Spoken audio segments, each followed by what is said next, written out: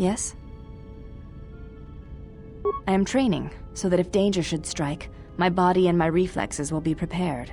That, and I had forgotten how long hyperspace travel can be. If I do not have something to focus my attention on, I fear my sanity will erode as well. Training is something reserved for certain caste members of the Echani, but I do not see the harm in instructing you in some basic principles. I do not understand how you and Atris fight, but I will instruct you on how Echani children are raised on warfare. All Echani fighting principles rely on foundations. If one does not understand the most basic of fighting moves, it is not possible to understand the higher tiers. It is similar to learning the alphabet of a language before being able to use words, then sentences. As a foundation, I will instruct you in our elementary movements. The body itself is the first weapon you must master. It is not something that can be described. Let us duel, you and I, and that shall teach you more than my words can. Use only your hands and feet to strike at me, nothing else, or our combat shall be over. Do not resort to using any items or any force techniques you may possess. Such things will obstruct learning. Very well. I shall match my movements to resist your efforts, and do not hold back, or I will hurt you.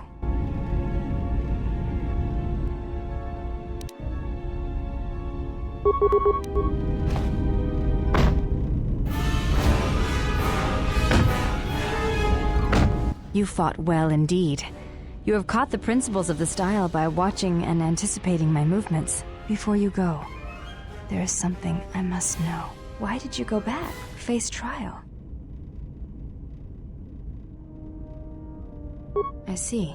It was always something I was curious about, to walk to one's own sentence willingly. It's a brave thing.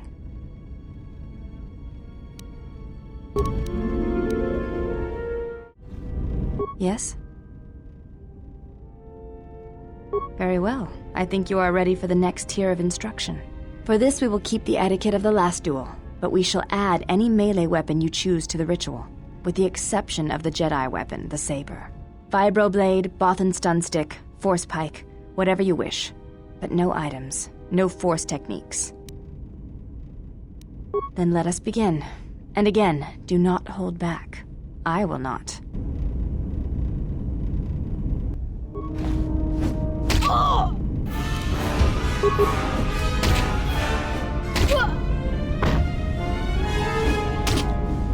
You fought well indeed. You have caught the principles of the style by watching and anticipating my movements. Yes? I do not think you are ready for further instruction. Each movement of our arts demands some time to use the art in battle, or to examine how it may be best used in battle. It is the way of the Echani to be able to read their opponents, to know where an opponent is going to strike before it connects, anticipate it, and then strike against them. Echani battles are fought several minutes in advance. In many ways, it is much like the game of Dejarik, played in the core systems. The most advanced among the Echani are able to predict the course of battles by months, and the most revered are said to be able to predict the path of wars. Only Revan ever demonstrated such skill in war, and even as he slaughtered us, the Echani still respected him. You are already doing it. If you do not know you are doing it, then training will make you a dangerous opponent indeed. Come, as we fight more, I will teach you. Do not think about predicting my movements. React instinctively. You are doing better. At first, I was afraid that your awareness of your own ability might ruin it, but that is not the case. You learn quickly. Perhaps it is your connection to the Force that allows such things, but I do not think so. Now you fight as an Echani warrior fights, always in the future.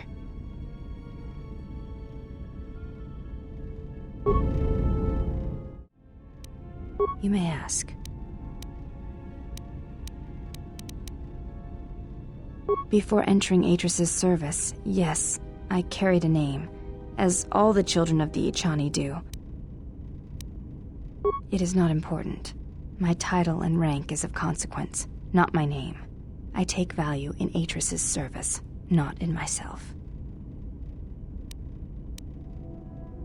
We all have value in our oaths to others, and the promises we make.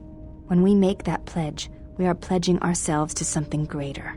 When importance is placed on the self, then by such acts the galaxy is unmade.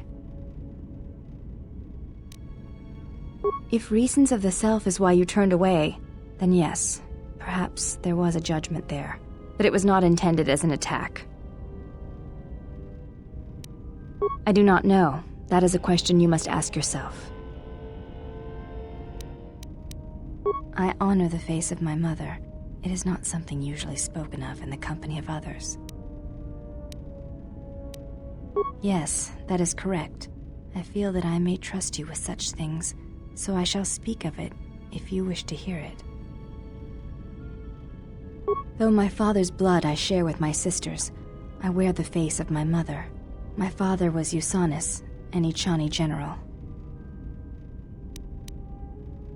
He left our family to serve in the Mandalorian Wars, but his choice was not because of battle. He went to join my mother, one whose movements and spirit matched his.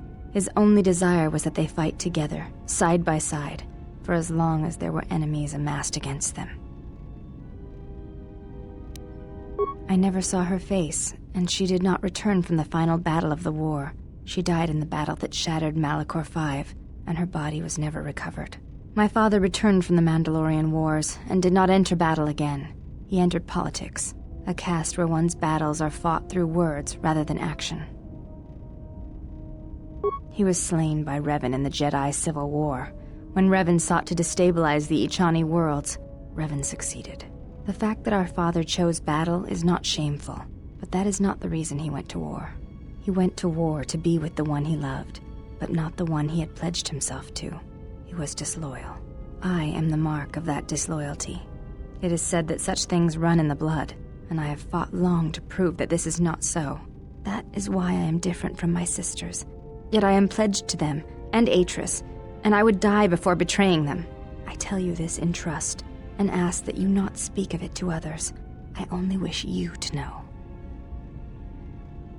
Because when my father returned from the Mandalorian Wars, he walked as you do now. There was something wounded inside him. He did not speak of what had happened there, and with us he was silent, changed. When I look upon you, I see in you an answer to a question I have searched for all my life, and that is why I tell you this now. I do not believe you to be the monster Atris made you out to be. I believe your choice was my father's choice, and it was just as difficult. You have earned my trust. I wished to honor the trust you have shown me, and I wished to explain what you meant to me. I know it is difficult for others to see why I am here, but it was important that you know one of the reasons, and know that it is not simply duty that I am here, but because I want to be here. I want to fight with you side by side for as long as there are enemies that threaten you. You are a leader. Your stance, your every action proves it. You honor me, Exile. Together, then.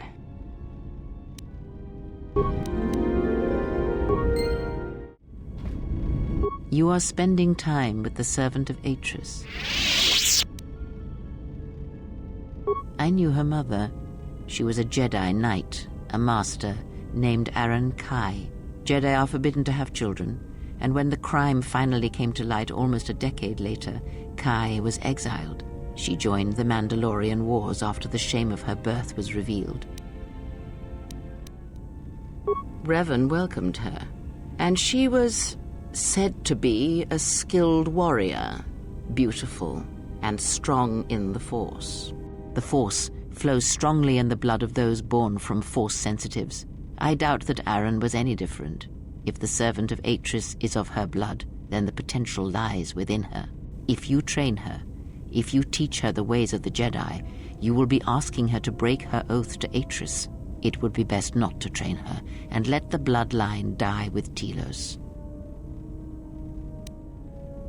Ah, that was an interesting choice of words indeed.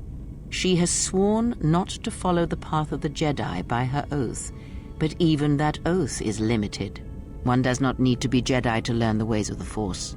I suspect it cares little for our codes and philosophies. You must train yourself first. The time will reveal itself. Yet if you persist as you have, building her trust, then you will be training her, whether you know it or not, until the choice is hers, not yours. Before you go, a word of caution. Spend time with her if you must, but recognize where your true loyalties lie, to the galaxy and yourself. Ah, so it is loyalty you claim when you squander away your time with her. Never have you wondered what it would mean in the Echani rituals if the two of you sparred and fought, and you won, completely and utterly? If perhaps she would give in, surrender herself to you. Few are the thoughts that can hide in the shadows of your mind. Exile. And such passions are not strength, but erosion. I cannot help but hear you at times, and such curious thoughts they are, not at all like a Jedi. But I shall keep such thoughts to myself, I think. And you should as well. What do you mean, Pazak? What, again? No, I do not trust him. That is untrue. You and the Iridonian trust each other. Or at least the Iridonian trusts you. We heard much of the Iridonian when we served Atris. Atris believed that the Iridonian held the knowledge to restoring Telos. The reasons for such siphoning of power are complicated, and I do not know all the answers. But there is something greater being achieved.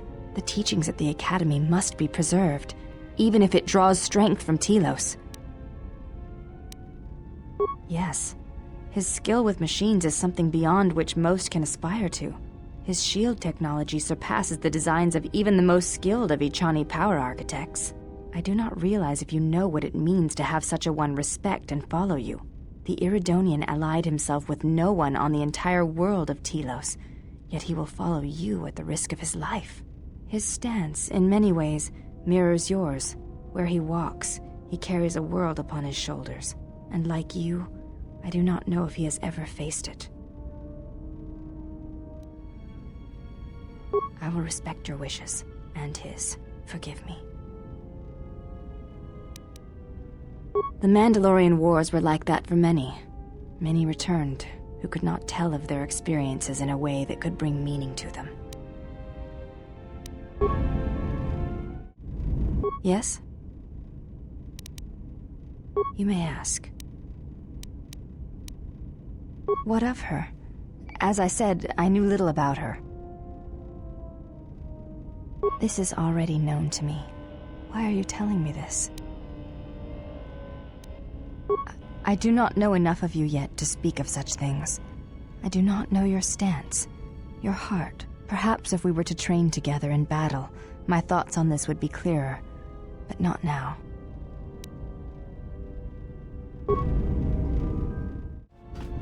Yes? I fail to understand the problem. I had heard the Corward systems had customs concerning modesty, but when training, such customs are not practical or efficient. I can see no fault in your reasoning. I do have bulkier clothes. Will this do? They suffice for training purposes. They belong to my mother. She was the one my father followed to war. She was a Jedi. I never knew her. There is no absence of presence when there was nothing there to begin with. I miss only that I never knew her at all, and what it was about her that caused my father to follow her to war. Yes? You may ask. We attend Atris. It is the duty of all of us, from the first of my sisters to me, the last of the Handmaidens. I am the last of the Handmaidens. This is correct. I train so that one day that will no longer be true. That is not entirely correct. There are times I am distracted. Perhaps once having known the ways of the Jedi, you may understand what occupies my thoughts. There is much knowledge on Telos, and only one of the Jedi remain. There is so much about their ways of battle, their forms, their stances, that may be lost forever if the last of the Jedi is taken from the galaxy. I know your meaning, but I have not been clear on mine. Stance, form, discipline are a means of expression and communication. They speak one's heart and one's devotion to their cause. Yes, the methods you use to meet your opponents speak truer than any words can express. When you risk pain or death, there is no truer sacrifice or strength.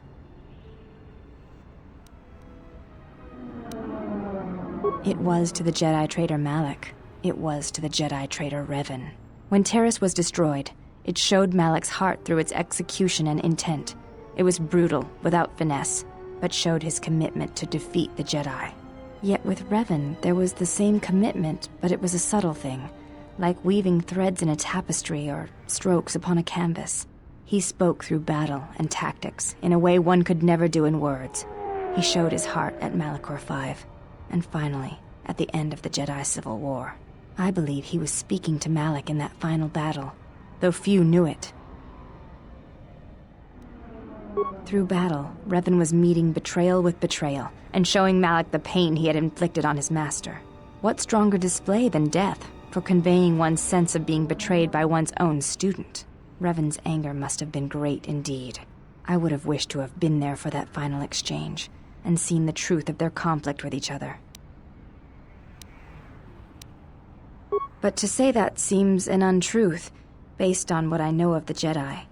The Force can drive others, but there is still choice, is there not? If there is no choice in the Force, then our teachings and our actions are for nothing, and I refuse to believe that is true.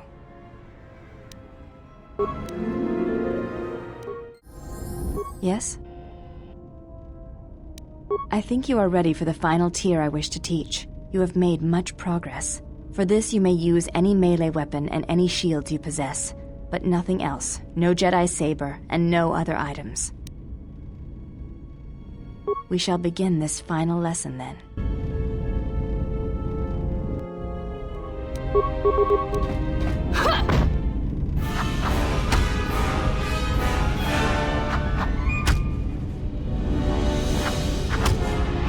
Atris was correct about you.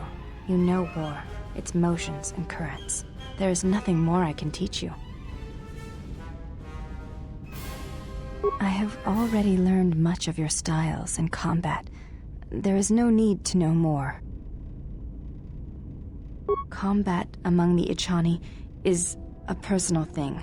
Repeated duels are not what they are in other cultures, and I would rather that this not become more than it is. And I have taken an oath to Atris against studying from a Jedi, or anything of the Jedi teachings. What I desire is of no importance. My father broke his oaths. He shamed us all. I do not wish to follow his path. I swore not to follow his path. If I were to follow a Jedi against Atris's wishes, then I would be betraying her for you.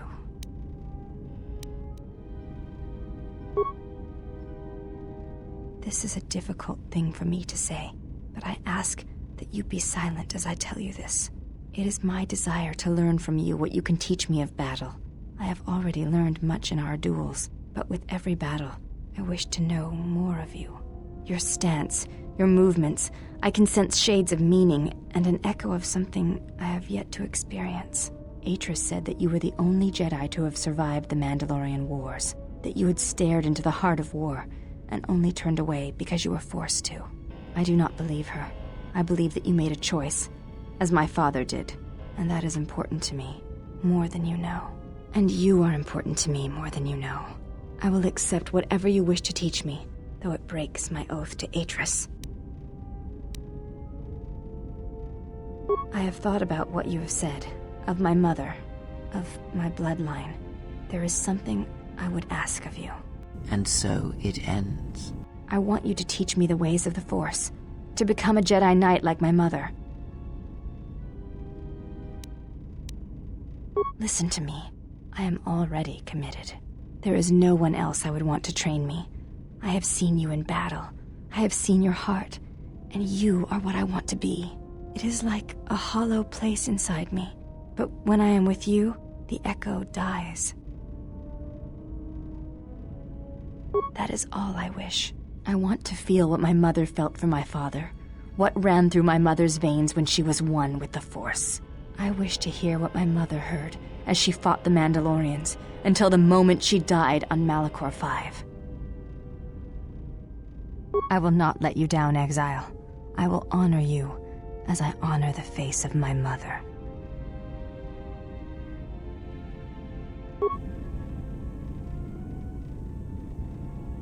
Betrayal.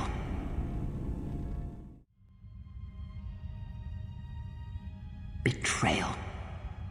Betrayal? Mistress? She has betrayed me. The last of your sisters has betrayed me. Betrayed us. She is your sister no more.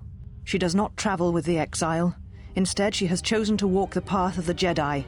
Mistress, forgive us, but are you certain? She would not forsake her oath so lightly. It is the truth, and it is done.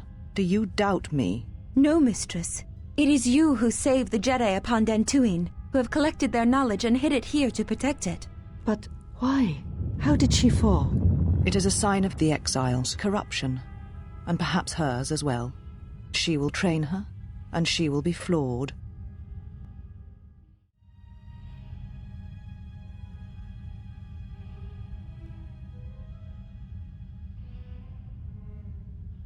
The last of the Handmaidens is before us. It is good that you have returned.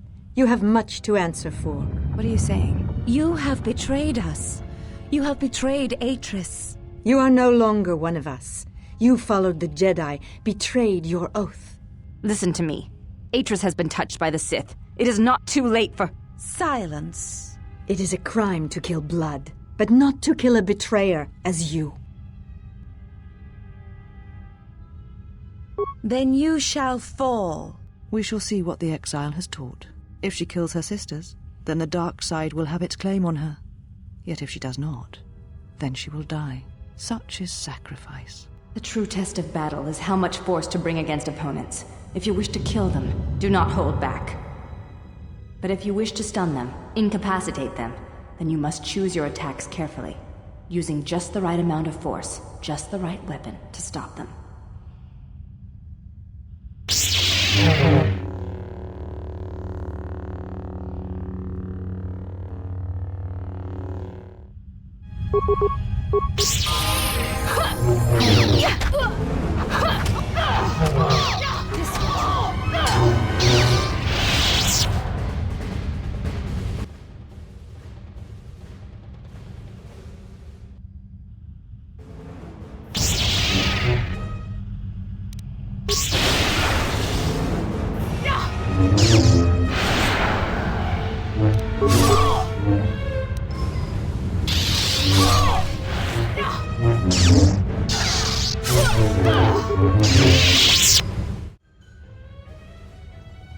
Enough!